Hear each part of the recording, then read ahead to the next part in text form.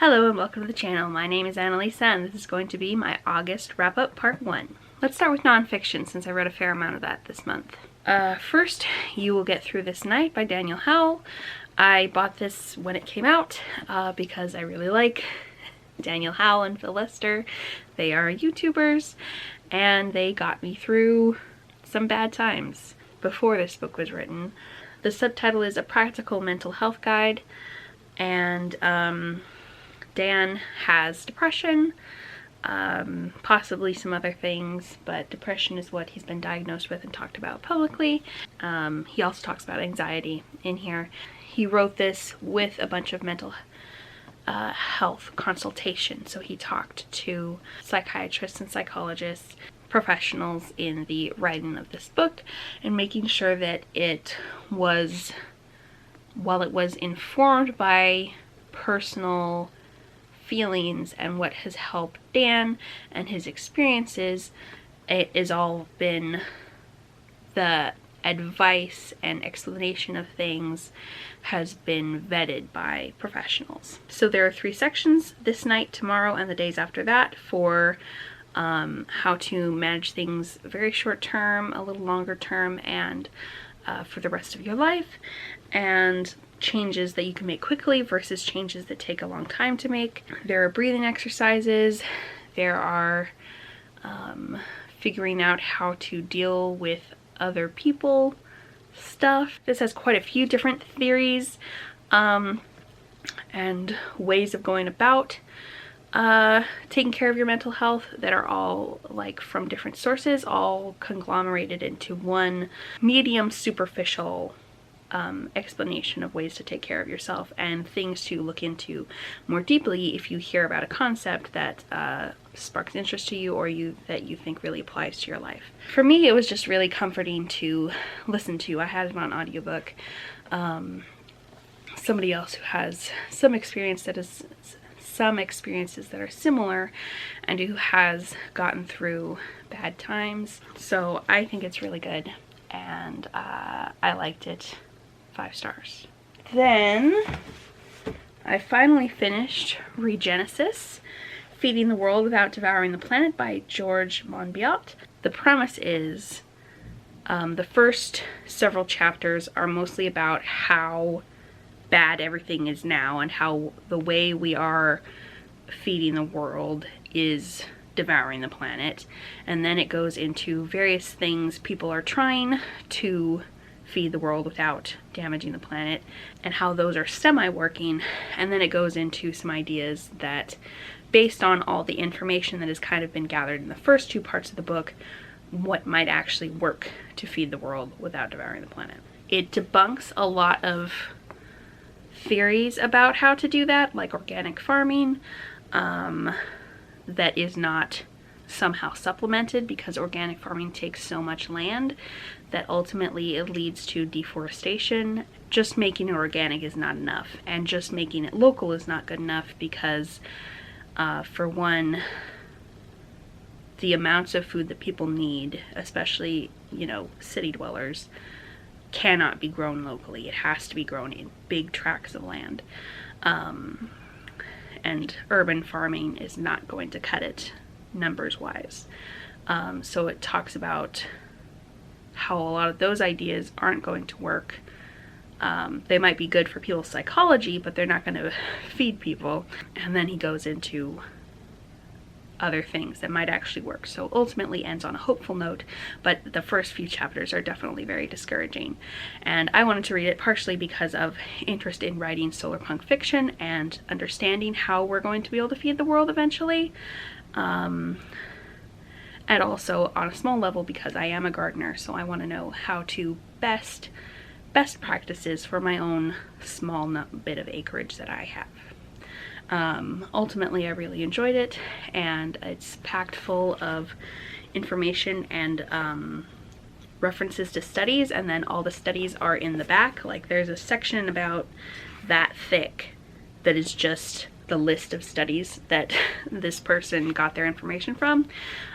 So I think it's really good scientifically, so I really appreciate that people are thinking about these things and working on the problem. It also, in my opinion, does a better job of explaining why veganism is the way to go environmentally than any other book or article or video that I have seen talking about that so far. So the conclusion that I've come to is basically not that we need to be vegan in a purity kind of way, like never let any animal product pass our mouths, but that the more we reduce the animal products we use, the better it will be for the planet. And once again, like I talked about when I was reading the climate book edited by Greta Thunberg, the point of doing it in your own life rather than at a policy level is as an advocate, and to show other people, one, that it's possible, two, that it's not so bad, and three, that it's worth the cost of having to find alternatives and new recipes and change our palate so that we're not so attached to animal products. And this actually encouraged me because it talked a little bit about that, about how we really only need 25% of people to be passionate about this kind of thing before just that much will convince the majority that it's worthwhile to care about. We don't actually have to individually get 70%, 80% passionate. We just need to get 25% passionate, and then we can peer pressure everybody else. So yeah, 4.5 stars. Life as a Unicorn. This one is about a person who is now figured out that they are non-binary as an adult and goes by they them pronouns. This book is mostly about when they were a young kid up to 25.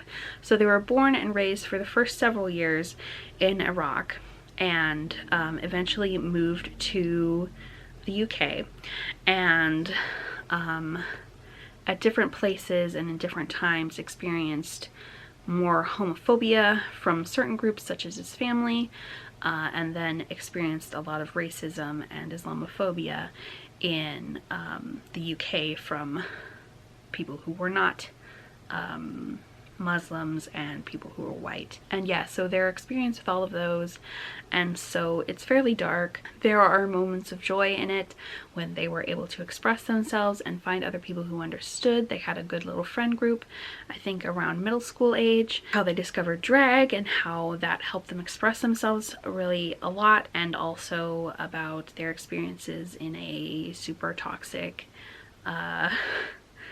British boarding school, I think called secondary school. It was at Eton. Also a particularly disturbing incident in my mind that happened to their pet fish. So if you care about pet fish, read the trigger warnings for this one. By the way, sometimes I forget to say this, but at the very bottom of the description will be a list of trigger warnings for all of the books that I'm talking about in this video. There should be that every time I do a wrap-up or recommendation video. So, and they are sourced from Storygraph, but if I notice something while I was reading them that Storygraph didn't mention, I will also put that in there. Ultimately hopeful, but a lot of sadness in this book. 4.5 stars. Then we have a rather eclectic mix. First I'll talk about The Ghost Cat by Alex Howard. This is a physical ARC that I got from the publisher, so I'm very excited about that. It was gifted. I have followed Alex Howard for a while on TikTok. He makes videos about restoring his tenement flat in Edinburgh, and particularly a lot about finding brass that has been painted over and restoring it. So doorknobs, keyholes. He even found a servant calling system once that went all the way down the stairwell through the walls. That was very cool. Yeah, I really enjoy his videos. They're quite soothing. And he has a cat. So this is a book that combines his love for cats and his love for architecture and interior design and history. And it is about a cat who gets the last 8 of his 9 lives as a ghost, and his ghost returns over and over again to this tenement flat in Edinburgh, and sometimes he can go outside and go to the little neighborhood around it and see what's going on in different eras from 1902 onwards till about 2022. Yeah, it's very sweet. So if you enjoy history, cats, and interior design, I highly recommend it. I will say at one point he described a somewhat villainous character, although we don't see the person do much bad stuff, as having effeminate hands and beady eyes. So that's a little questionable. But other than that, I thought it was really wonderful. It was a very slow and peaceful sort of read. I read it over a month. And I enjoyed reading it that way and taking my time. It's not action-packed, it's more of a read cozily by the fire type of a book. And ultimately I really enjoyed it, so I gave it 4.5 stars. Then we have So Let Them Burn, which is another one that I read via audiobook. And this one I've been hearing about for quite a while, and it is a Jamaican-inspired fantasy world that has dragons, and also mechanical type dragons that fight the flesh and blood dragons. And so we have dragon riders, and we have machine pilots, and we have girls who are basically superheroes. One girl, when she was 13, I think, a war came to her country that had been colonized. It was a war of revolution. And she prayed to the gods, and they made her their kind of avatar. Not quite single-handedly, mostly with the help of a few other people with superpowers, saved her country. And now she is 17 years old, and things are starting to heat up again. Her sister, who's 1 year older, is a stronger than usual astral projector, so she can take on the powers, magical powers, by summoning her ancestors more powerfully than other people on her islands with the same sort of powers. And then there's a third girl who doesn't get a perspective. The two sisters get perspectives. The third girl is the queen, and she also got superpowers to help win that war. And she's a little bit older, like maybe she was, like she might be 25 now. Girl with the god powers, sister, becomes involved with the dragons of the evil country.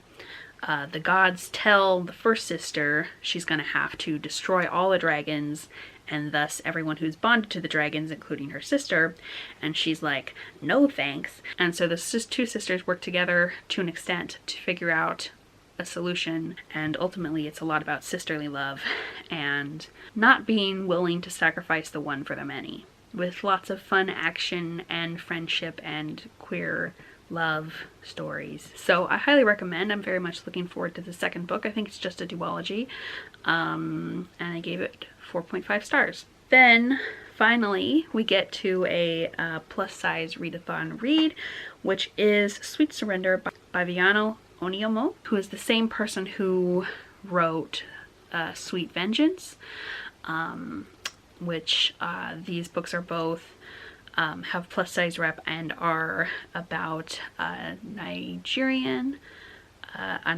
woman, and then at this time a Nigerian man.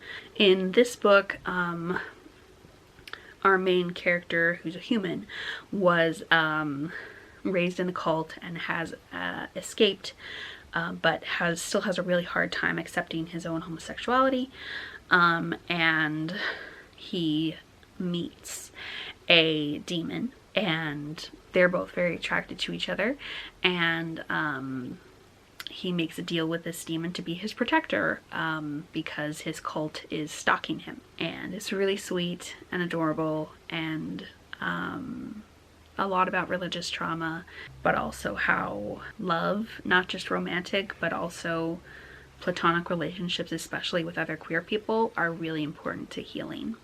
So I really enjoyed it, gave it 5 stars. And that's everything. Thank you so much for watching, and I will see you in the next video. I'd love to know how things are going for you. Oh, also, I'm 27 now. I had my birthday yesterday as I'm filming this.